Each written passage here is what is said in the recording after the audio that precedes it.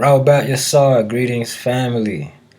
This is your brother Katat Hiru Amun here with a video, and it's been on my heart for a while to do this video, and it feels like now is the time, especially because of everything coming out in pop culture lately. Now, personally, I've been studying UFOs and extraterrestrials for years, and I noticed, of course, there was a lack of representation when it comes to Nubian looking extraterrestrials in the ufology movement. It's always blonde hair, blue eyed, grays, reptilians, cats, birds, anything but black aliens.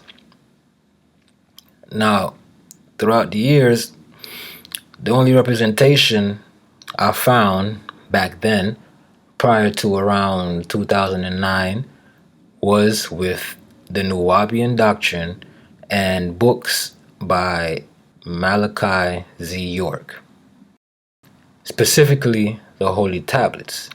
All right. Now, fast forward to 2024, and everybody in the spiritual and UFO communities seems to be using concepts and pictures popularized by Dr. York and the Nubians. And not only that, Hollywood and pop culture has repeatedly shown and told the truth about the existence and reality of Nubian extraterrestrials. They borrow a lot if you watch with your third eye. A lot of the sci-fi they put out comes straight from the Holy Tablets, especially anything dealing with black people, right? So basically, in this video, I'm going to be connecting some dots between pop culture sci-fi, the Holy Tablets, and our current reality, in hopes that you will begin to realize that we live in a fabricated holographic 3D matrix, if you haven't already realized. All right, so we're going to start here with this show. This is called The Three Body Problem. All right, this is one of the most popular shows out right now. It debuted 2024. Okay, and in this show, it's about a group of scientists who get caught up in a world crisis and drama when they find out that there are extraterrestrials coming to Earth in about 400 years. All right, now these extraterrestrials they say are coming to Earth are called the Santi, and they're from a tri-solar system. All right. But in a three-body problem, you gotta watch this one. You gotta watch the whole season, because at the end of the season, I don't want to give away too much, but at the end of the series, the one token black scientist out of the group, he ends up basically king of the world with the authority to go wherever, do wherever, command whoever, make whatever commands he wants. All right, I ain't gonna tell you how exactly it happens, but you gotta watch the show, because throughout the whole series, the black scientist, he's a pothead, he's called childish, but he's also called the smartest one out of the group of scientists. Okay, very symbolic. So this show is actually based off a book. All right, now you can see in the book cover it has a pyramid showing the connection and three suns. All right, so for most of us, the first place we hear about beings coming from a tri-solar system is with Dr. York talking about the Riskians from Ilion, of whom we descend. So, Ilion is a tri-solar star system with the planet Risk at the heart. Okay?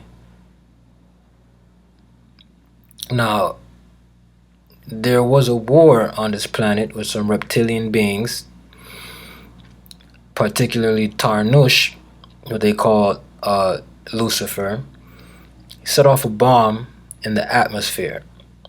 Alright?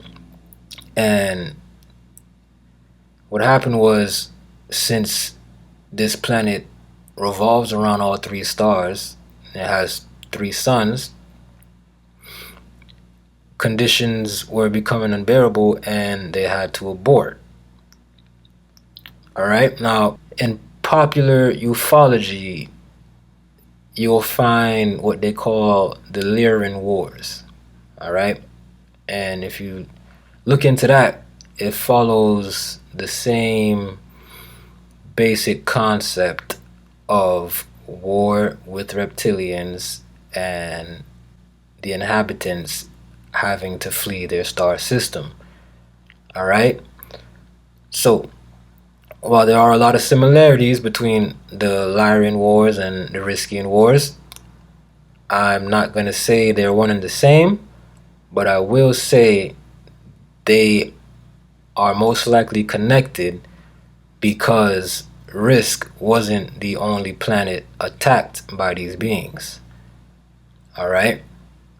So we're going to start in the Holy Tablets, Chapter 3, the Scientists, Tablet 5, the Dogon and the Serious Mystery. We're going to start at verse 284. When the energy field on Risk was starting to increase and the whole was starting to lose its color, the Riskians had to abort their planet and go to Orion.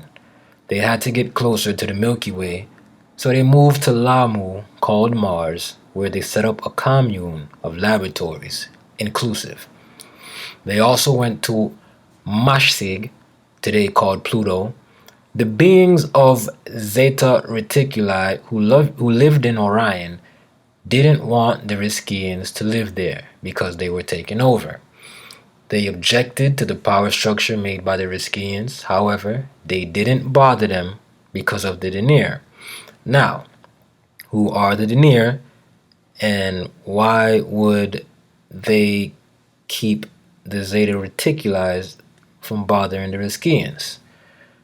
So, the Denir, or the righteous ones of the rocket ship, are these beings, also known as the Dunakial.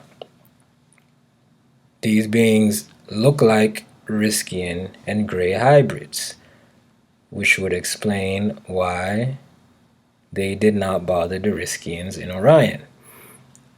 There must have been some sort of treaty, hybridization treaty, just like the marriage between Anu and Id was a treaty between the Anunnaki and the reptilians, and the marriage between Enki and Damkina was a treaty between Anu and Alelu. Alright?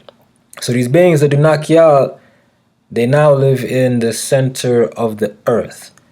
Okay? But they have descendants in Somalia. Alright? As you can see, with the Somalian phenotype, look at the shape of the head and look at the hairline. Alright? You see? The shape of the head and the hairline. Okay? So 289. The Riskians aborted Mars and went to the planet Earth because of better living conditions. Some went to Aldebaran, a double star in the constellation Taurus, 68 light years from Earth, and one of the brightest stars in the sky.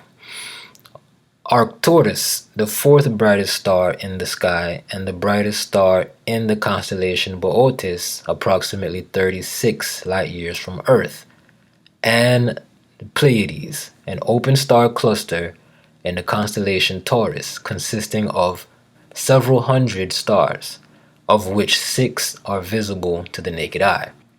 However, they were at war with the beings from Andromeda and Rigel, a double star in the constellation Orion, and Aldebaran, and they took control of these star systems from the Riskians and all their technology.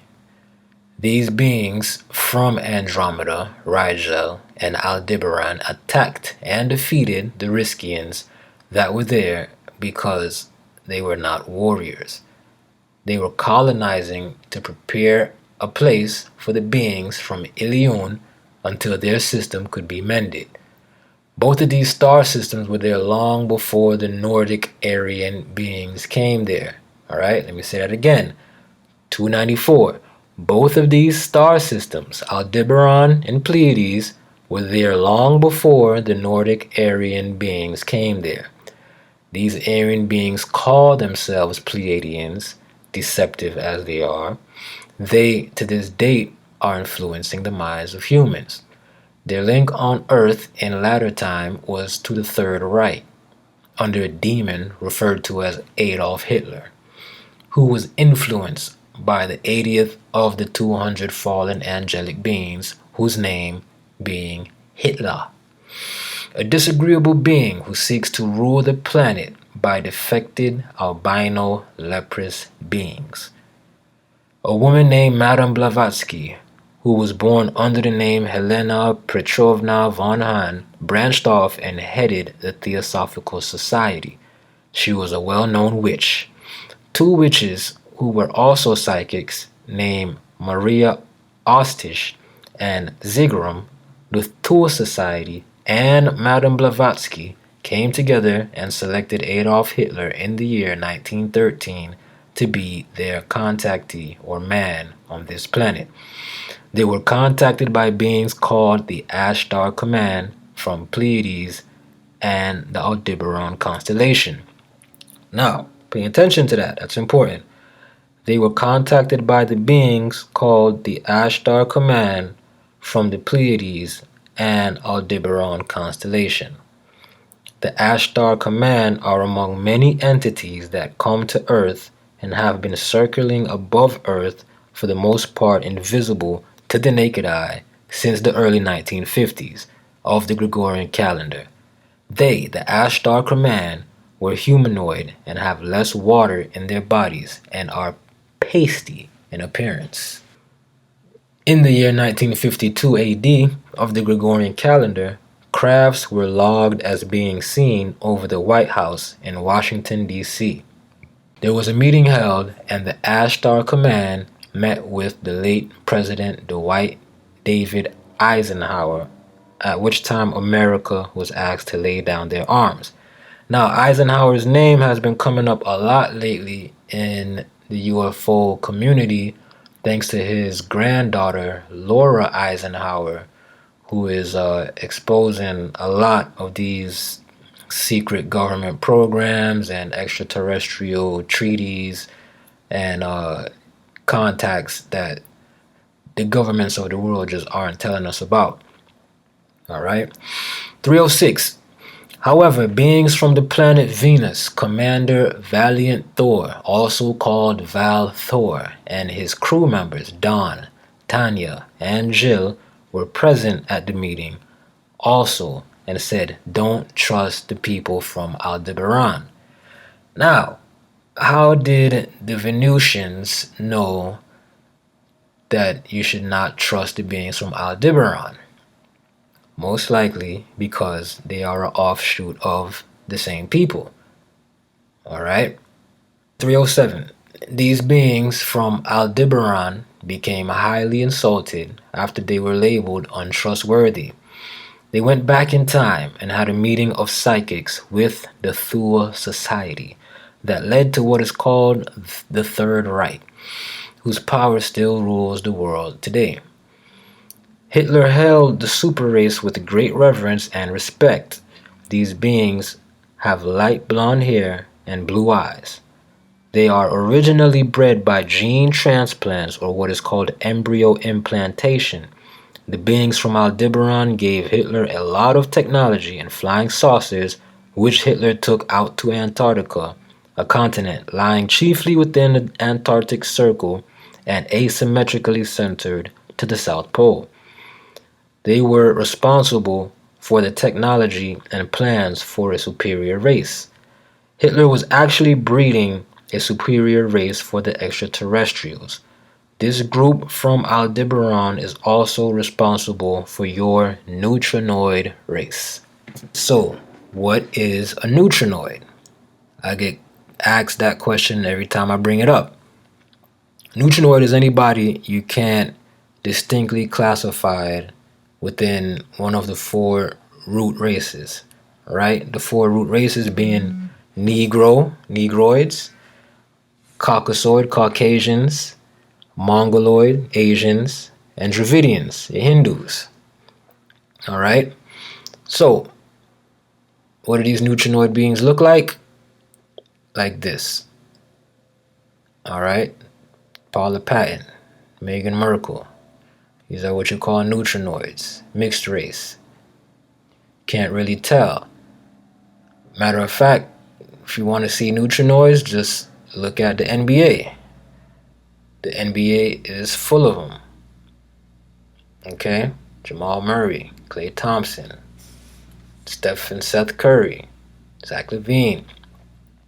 The most popular right now is this guy, Drake. Okay? Drake. And also this young lady named Ice Spice.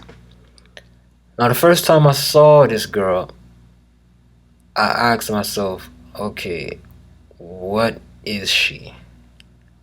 Okay, because she has an afro and it's orange and her skin is pasty, but she has some other features. She's definitely a neutrinoid. But if you want to see where these beings are coming from, you need to watch this movie. They Cloned Tyrone.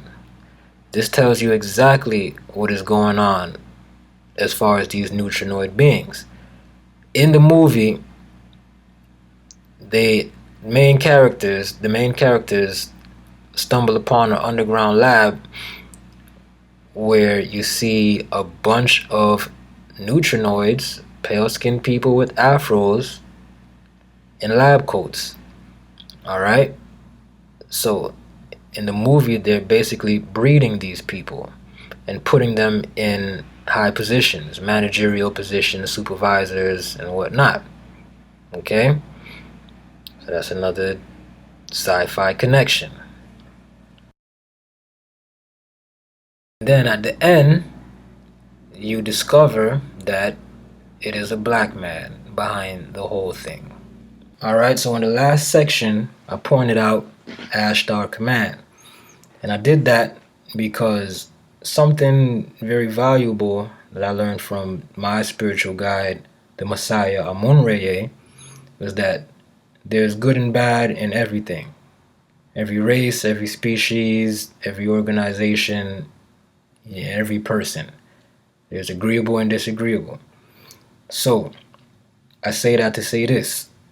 There are two Ashtar commands, or at least two factions of the Ashtar command.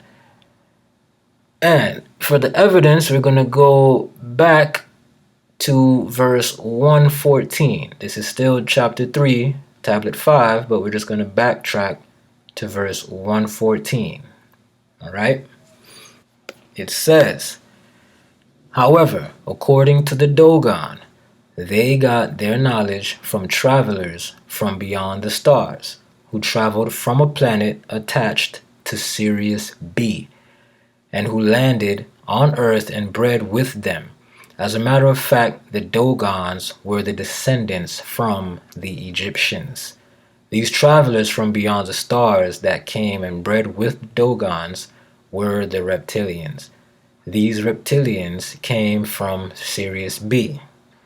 They traveled to Earth once their sun or star, Sirius B, collapsed, becoming a very dense star also known as a white dwarf. When the planet-sized ship called Nibiru, which means planet which crosses the sky or planet of the crossing, passed by Sirius B. Its presence drained the energy from the sun and it caused this great star, Sirius B, to collapse. Sirius B had 2 planets. The Narians, Greys, were on one planet and the Nomos, Reptilian, were on another. Okay? Who are the Nomos? These beings. Alright? These beings came to West Africa and bred with the inhabitants there. And I know this personally to be true because I used to work with a young lady from Nigeria who has some of these features. Alright? Now, she was actually a very attractive young lady, but you can tell she had some of this DNA in there somewhere. Alright, so that was just personal proof that I've witnessed in my life. Okay? 122. Both planets rotated around Sirius B. So when their sun died, they, the inhabitants of Sirius, followed Nibiru through the Milky Way, one chasing the other. They took residence on Earth in a country now called Mali, West Africa, which is where the Dogon lived. The reptilians have been breeding and living with humans for centuries. They are humanoid in shape and reptilian in heritage. Their leaders are the Draconis. They are from Draco, a constellation in the polar region of the northern hemisphere near Cepheus and Ursa Major, also called the Dragon. The reptilians stand from 8 feet down to 6 feet in height, with dark green scaly skin. Their leader is Haytan. Haytan is a reptilian who defected from the reptilians while on Earth and reformed to fight against the reptilians on behalf of humans. Now, here's the kicker. He is the commander of Ashtar Command. Okay? So that shows you. There's a faction of Ashtar Command from Sirius B, and there's a faction from the Pleiades and Aldebaran. Okay. So now back to these Nordics. We're going to go back down to verse 317. This is still chapter 3, tablet 5. Verse 317. The symbol being the 6-pointed star and the swastika. The movement being called Raelian movement under French Jew. Now remember, they took this swastika from Asia and they reversed it. They perverted it. So keep that in mind because that's going to come up later. Alright? 318. The symbol has taken many forms having the same root in deception of the Aryan race, and it can be found today as Ku Klux Klan or the White Brotherhood, breeding groups as the Aryan Nation, the Skinheads, the White Supremacists, which will eventually turn on the government, January 6th. The Aryan race, as they call themselves, whose image they worship as being blonde-haired, blue-eyed, pale-skinned superiors who Rael claims that the original fathers, who he calls Elohims, which is of course a Jewish or a Hebrew word for gods, came from, very far away as he puts it. Later it simply became Pleiades, a grand deception by the beings of Andromeda, an insect-type being that the late President Dwight David Eisenhower could not stomach. Alright? So, these Andromedans look like this. Like the being from Predator. That's why Eisenhower wasn't able to stomach it. Now, why is there an ant here at the top? Okay? 320 says that the Andromedans are an insect-type being. Well, recently they put out an image of an ant's face close up, and this is what it looks like.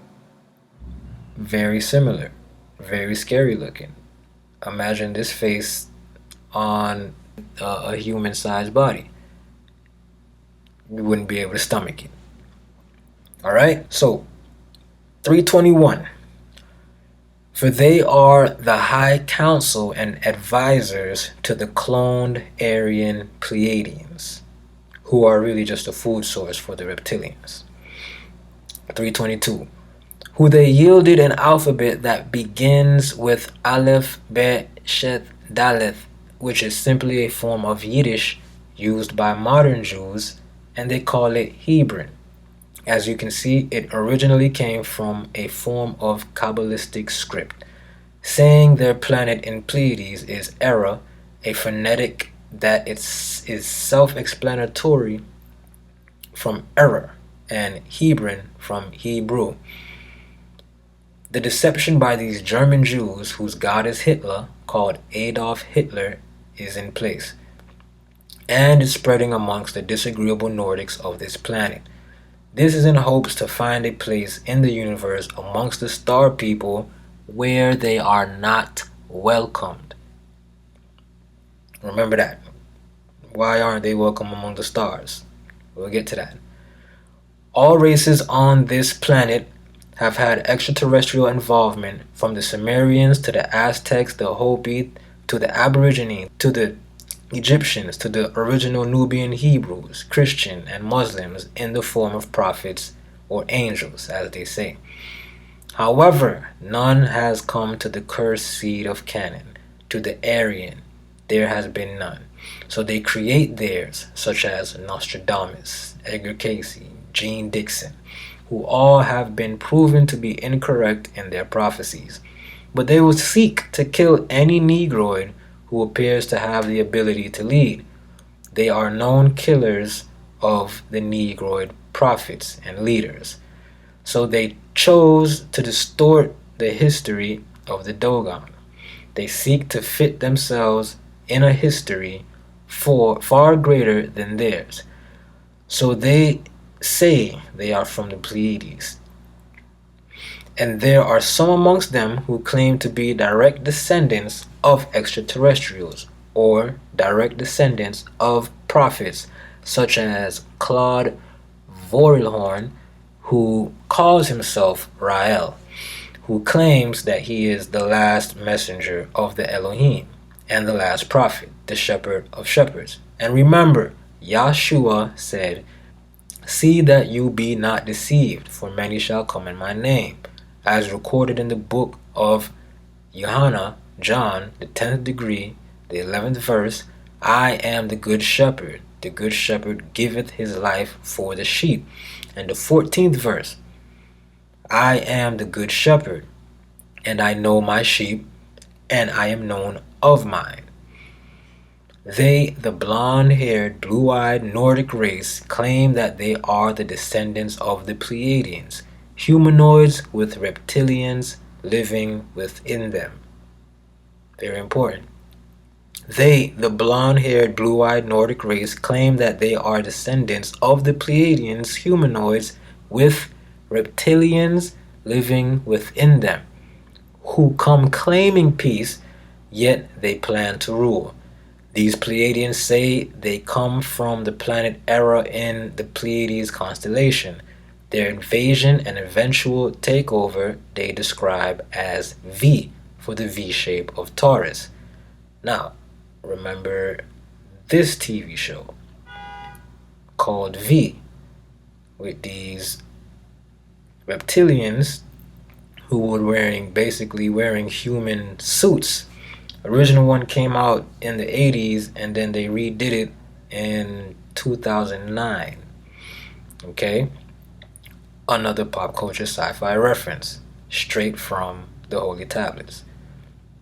336. Pleiades is a star cluster 490 rounded off to the nearest, which makes it approximately 500 light years away from Earth. That's located in the Taurus constellation. Taurus the bull is one of the 12 constellations of the zodiac. Pleiades are a famous part of Taurus. The V-shaped head of Taurus is usually referred to as the Hyades, a relatively nearby cluster, which is another way of saying Hades, meaning the underworld or hell, showing you that these Nordics, claiming Pleiades as their planet, are actually saying that they come from hell. 363, where it says, "Be not deceived, my children, for there is a massive deception going on with the Zionists, who is trying to tie the extraterrestrial involvement with them, claiming to be children of the light, our ancestors. Don't let these demons fool you into thinking that they are here to help you and guide you back to the right path. Remember, these are the same ones that betrayed our ancestors, the woolly-haired, dark-skinned Riskians. The Riskians trusted the Pleiadians only to be betrayed. The ones that attacked the Riskians were hybrid humanoids made by reptilians. They were dipping into the genes of evolutionary man on Earth. There are various crossbreeds, and some are amphibious. The beings from Andromeda who work alongside the reptilians also came and attacked them, the Riskians." Alright, so what did we just learn? We just learned that the beings that we are being presented with today are not the original Pleiadians, they're not the original Aldebarans, and they're not the original Ashdar Command. Alright, but something else I've learned from our spiritual guide, the Messiah Amun-Rayay, is that you should not throw the baby out with the bath water. Okay, that means just because the truth is coming from a questionable source doesn't mean it's not true. Okay, you have to use your discernment and your intuition to break apart the BS. You understand? Because if somebody were to throw $1 million diamond into a pile of shit, you're telling me you're not gonna go get that diamond? I mean, the shit can be washed away, pushed to the side. So that's the way I look at it. Okay, and as above, so below. Remember that concept. Because what we see on Earth today is that there are a lot of people in places around the Earth that look nothing like the original inhabitants of that land. And this is all over the world. So remembering as above, so below leads me to believe that similar has taken place throughout the cosmos. Alright? So with that said, I want to move on to this gentleman, Corey Goode. Alright? He is a UFO whistleblower, and ever since he came out about 10 years ago and started talking about these secret space programs and the military involvement with extraterrestrials and these breakaway civilizations and off-planet industry, a lot of the concepts and ideas and terms that he came forward with are being used throughout the UFO and esoteric community today. Now, I deem him credible based on the fact that, one, just like Dr. York and the Nubians, everybody gravitated toward his knowledge and then just started using it, and it became the baseline.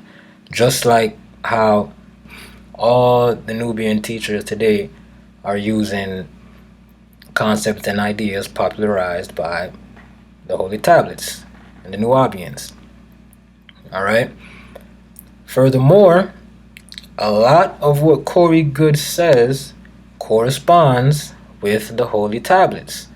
For example, he talks about a group that came to Earth 17 million years ago, or a group that came to Earth because of something that happened 17 million years ago, which is also mentioned in the Holy Tablets, an event that happened 17 million years ago.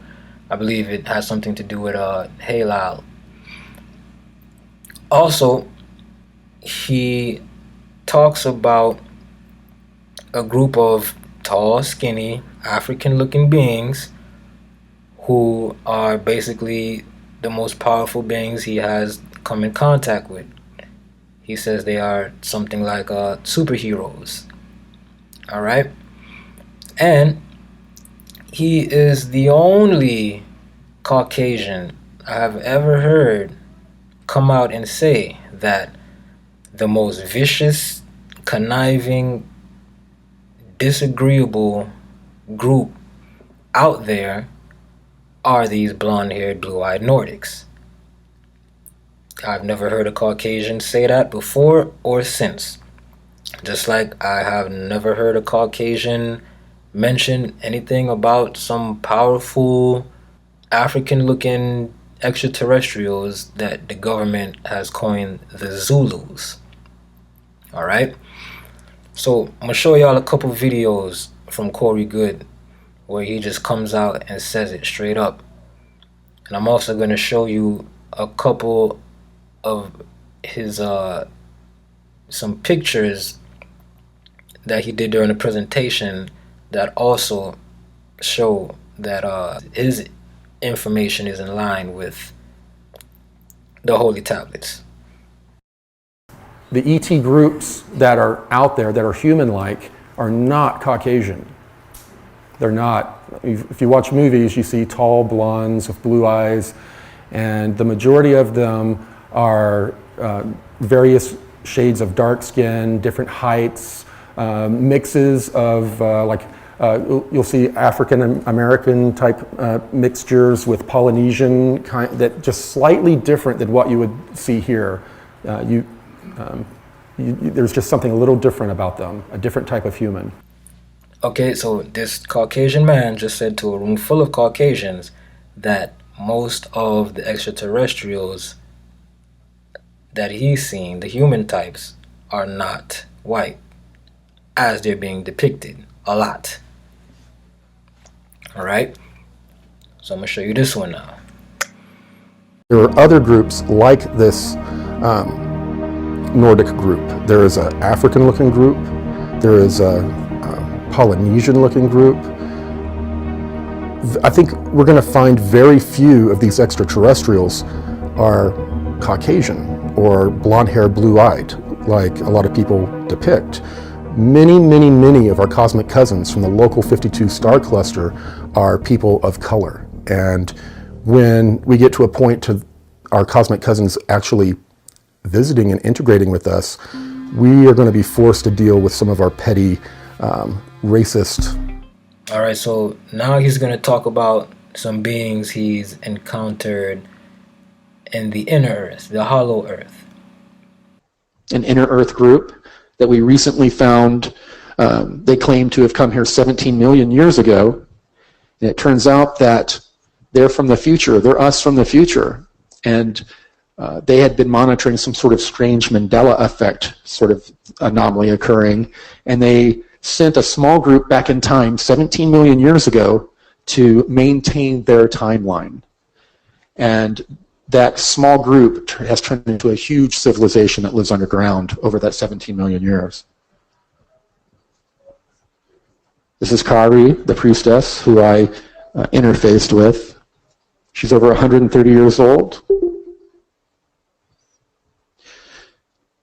These people were also at the meeting, a very tall Asian-looking group who had crystals implanted under their foreheads, under the skin, and a very Indian-looking group that had, they didn't look quite that blue, but you know how the color of your vein under your skin, all of their body was that color.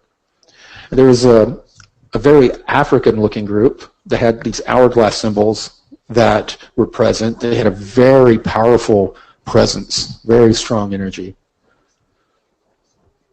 And of course, the different Anshar, they have a race that is very pale, has white hair, and then they also have some that are a part of their race that have blonde hair. Okay, now that is also straight from the Nubian doctrine. The Anshar. Okay, we know Anshar as the name of planet Saturn. Look at the emblem that these beings that he calls the Anshar are wearing. Alright, so you see the connection. As I said, he's the only one outside of the Nubian community that I've heard speak about Nubian extraterrestrials in depth and in detail.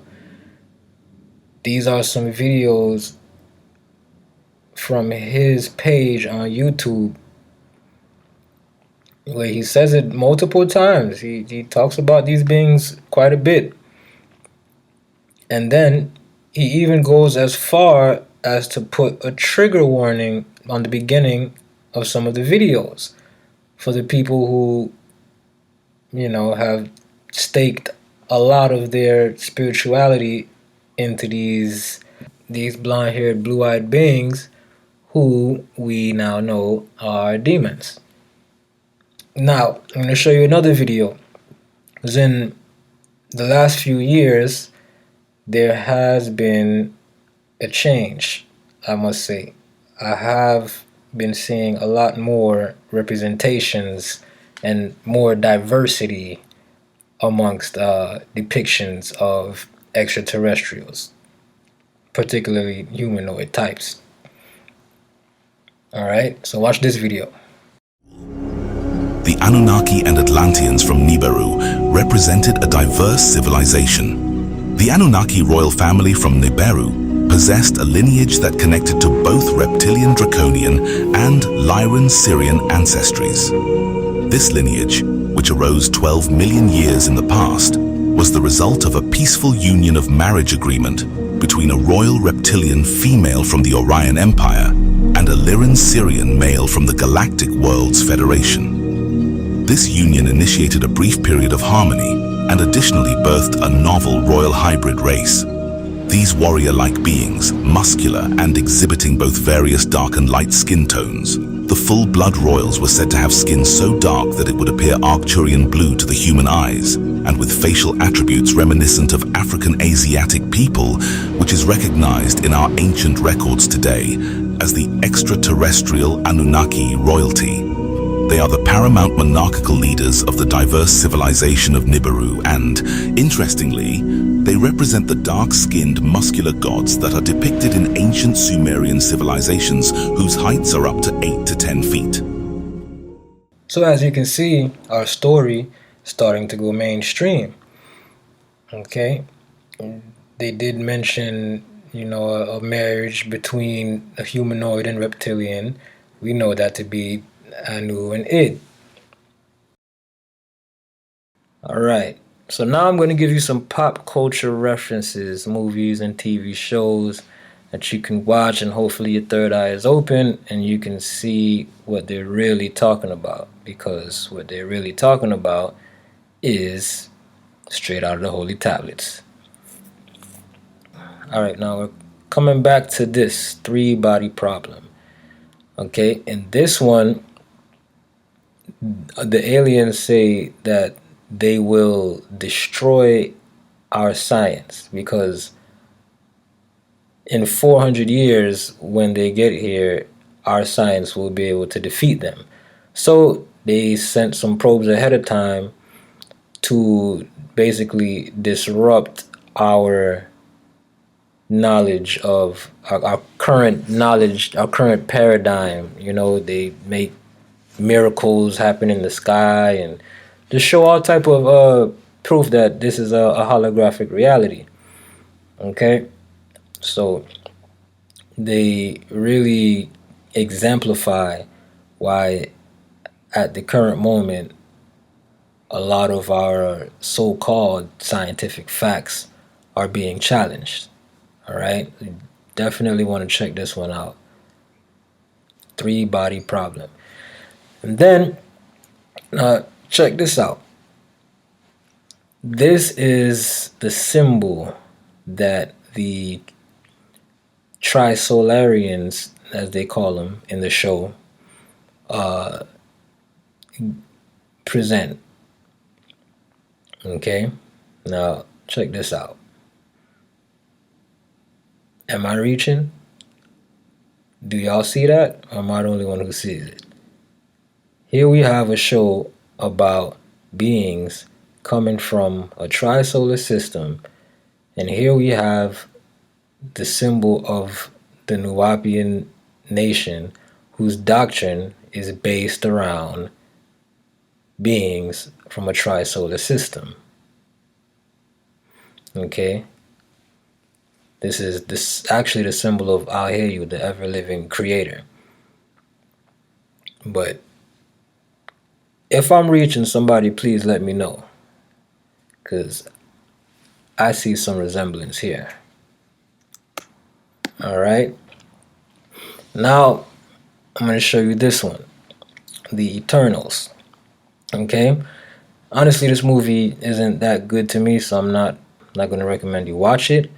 But I do want to point out the fact that it's about basically a group of immortal beings that reside here on Earth, and there is, as you can see, one Nubian god in this group. Okay, and although in the movie they do make him a homosexual, they also exemplify that he is a master innovator. All right, so what they're showing here is how Nubians are masters of innovation and technology. Okay, his name in the movie is Phastos.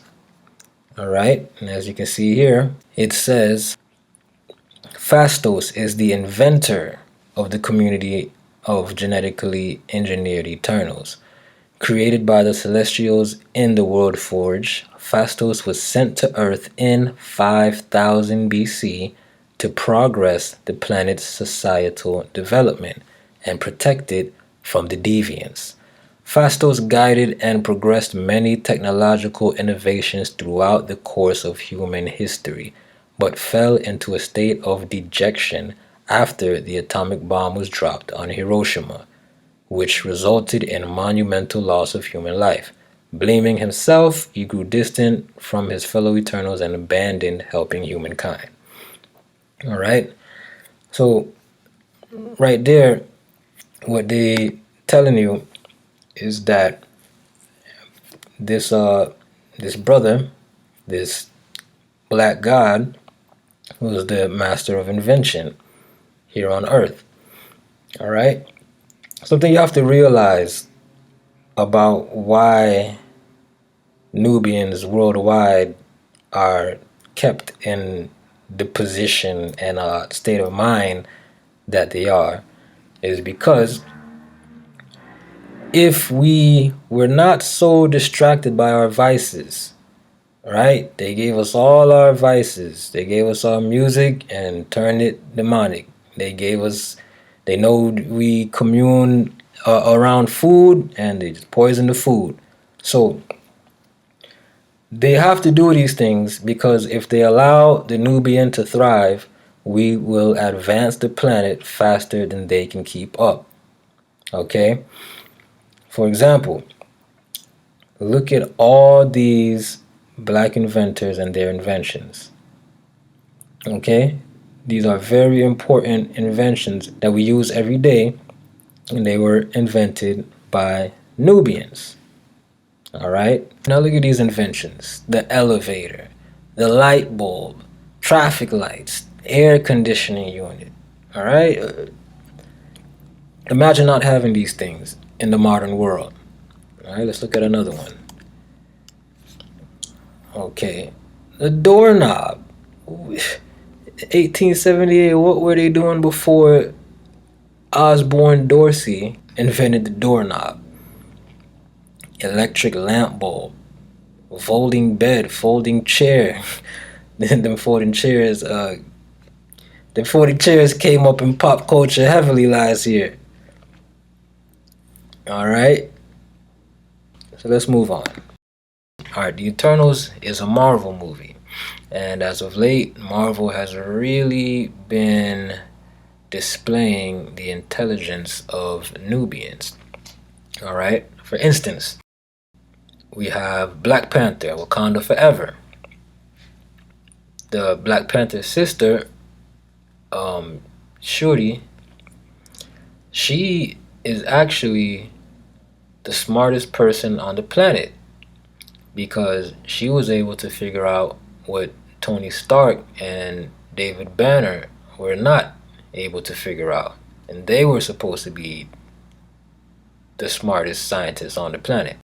So in Wakanda Forever, we're also introduced to this young lady. Her name is Riri Williams in the movie. This girl is so smart, she was able to build her very own Iron Man suit in a warehouse while in college. Okay?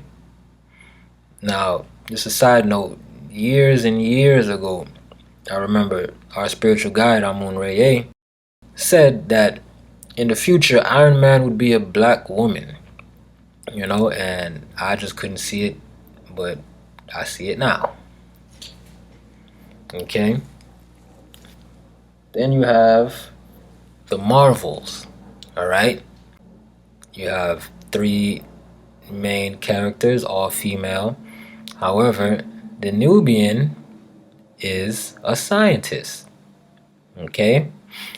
The smartest one. Once again. Okay? And as you can see in this picture, they have her at the top, denoting that she's the most ascended. Right? Now, we're seeing this sister scientist theme a lot lately. Okay? And matter of fact, we can go back a few years to this movie, Hidden Figures. Alright? This movie is all about how NASA was basically using black women to do all of their calculations for their launches and speed and trajectory and when to launch and where. They had black women doing all of those calculations. Alright, so basically what they're showing in this movie is that black women were computers before the computer existed. Okay? Now, speaking of sister scientists, I want to show you this woman, Marion R. Croak. Okay? Marion Rogers Croak is a vice president of engineering at Google. She was previously the senior vice president of research and development at AT&T. She holds more than 200 patents, primarily in voice-over internet protocol. She was inducted into the Women in Technology International Hall of Fame in 2013. Okay, so she's basically responsible for all of these video conference applications that have become so popular since 2020. Your Zooms and your Teams. Okay, she holds the patents in voice over internet protocol. Also, we have this brother, all right? This brother is Gerald Anderson Lawson. They called him Jerry. Okay, he was an American electronic engineer. He is known for his work in designing the Fairchild F video game console, as well as leading the team that pioneered the commercial video game cartridge. Okay, now, as we know, gaming is one of the most lucrative and influential aspects of modern society.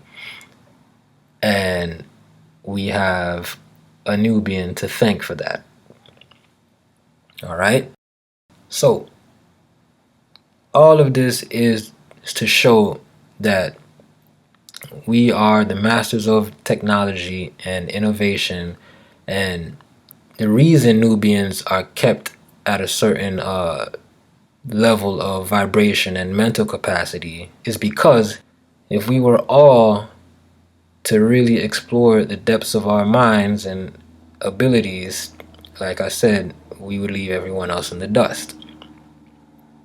Alright, so it's just a couple more movies I want to show you guys. Alright, another Marvel movie. This is Guardians of the Galaxy Volume 3. Okay, now the main antagonist in this movie is this guy. He's called the High Evolutionary. And in the movie, he is responsible for creating these beings. Not only do these beings have blonde hair, they have blonde skin, they are totally Aryan looking, Nordic looking, correct? Now, this one is named Adam. Okay? They were created by this high evolutionary character who is based off of this guy, Yakub, the big head scientist. Alright? Matter of fact, let's go to the Holy Tablets and see what it has to say about Yakub. We're going to go to chapter 3, tablet 4, verse 44. Yakub, as he was called, wanted to get revenge on his people for their scorn and mockery. They were making fun of his big head. This was an opportune time for the disagreeable Pleiadians from Pleiades, a star cluster in the Taurus constellation, to tap into his brains and inspire an unsightly thing. He was led to have faith that he would create a race of people that would rule over his own people and then the whole planet. The people around him that got air of his diabolical plan would ask him, will these people be wicked and warlike? He simply answered, only I know that answer. You do not. He knew that he would be their God. He got his idea 8,400 years ago. The process would take 600 years, which would take him to the year 7,800.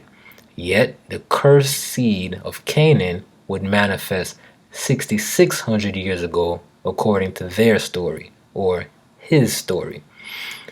50. This God Yakub created his own Adam in his image, after his likeness, in the image of a human being, wicked and weak-minded, that was overcome with jealousies and envies. He was born with an inferior complex and to subject the world to their wish of superiority. A new man, a kind of man, simply mankind. Alright, so go watch the movie. I can recommend this one because I enjoyed it. It's pretty good. But if you watch the movie, you will see all of that play out in this character, the High Evolutionary. Alright, and look at his head. They had to make sure they, made some reference to a head shape. Alright, and I'm going to give you one more.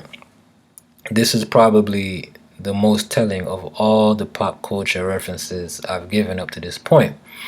Because in this series, The Man Who Fell to Earth, this is straight out of the Holy Tablets. Okay? They talk about black reptilian humans coming to Earth. They talk about the world ending in 2030. They even make mention about the idea of giving people what they want until they want what you really have to give. Okay? All of that and more is in here. Okay? Now, it's about this gentleman who is an extraterrestrial who takes on a human appearance when he comes to Earth, But in his true form, he looks like this. Okay? Now, where have we seen these beings before? Right here. Holy tablets. Okay? Now, he comes to Earth in order to save his planet, but he needs the help of this woman, another sister scientist. Okay? Now, her father in the show is this man. This is what the sister scientist's father looks like. Now, where have we seen beings that look like this?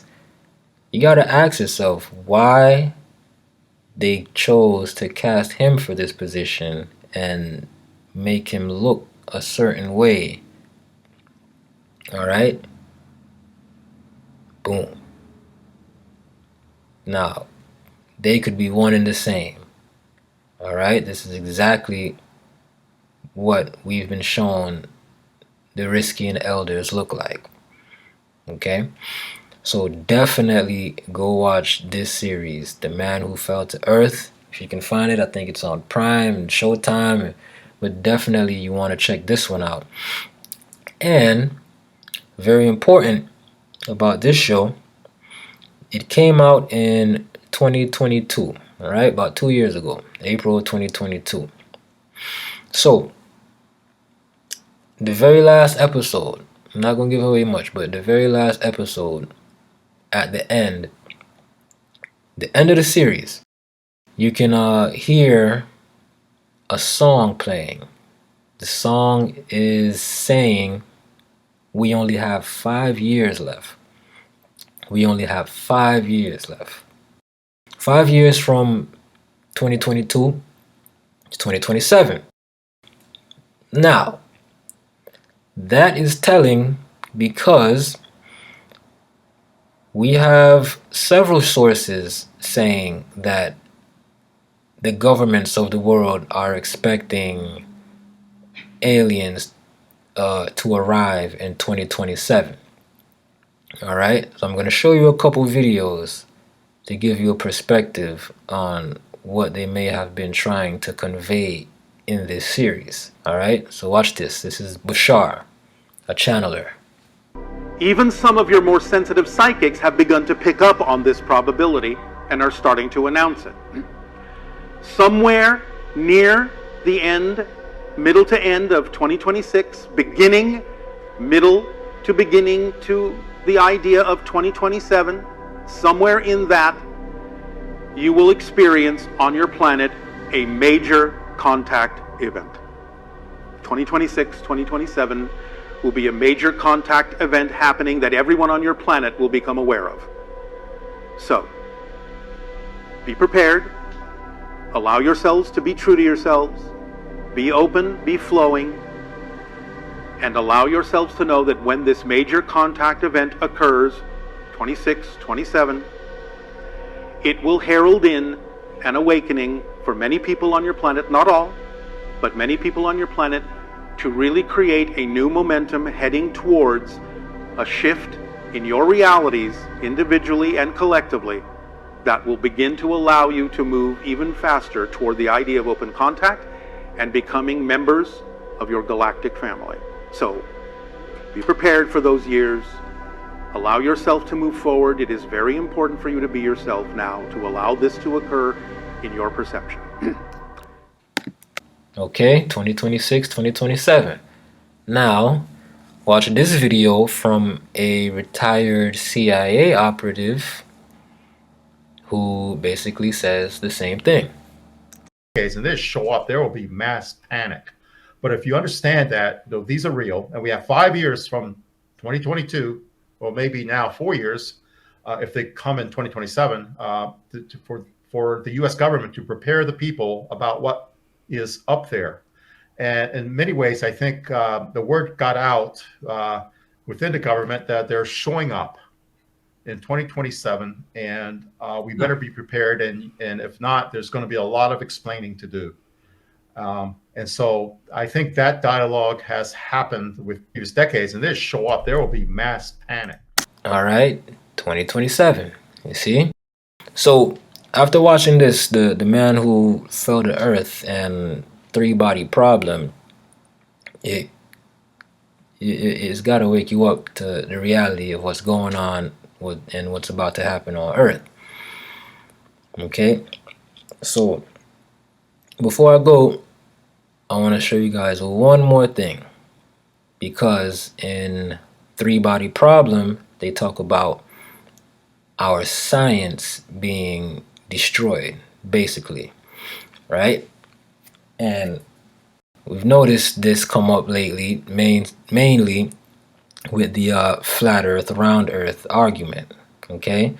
So I'm going to throw my 2 cents in on that, because ever since this debate rose up recently, that's putting friend against friend and has family members falling out with each other because somebody thinks the Earth is round and somebody feels it's flat.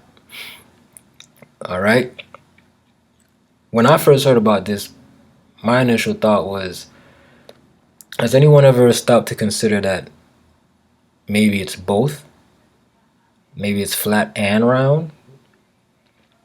But furthermore, I digressed, because another thought that I had when I heard this debate was, okay, well, what does the Holy Tablet say about round Earth, flat Earth? And then I remembered this picture. As you can see, it says our solar system today. What do you see? You see Mercury, Venus, Earth. You see a deformed Earth, okay?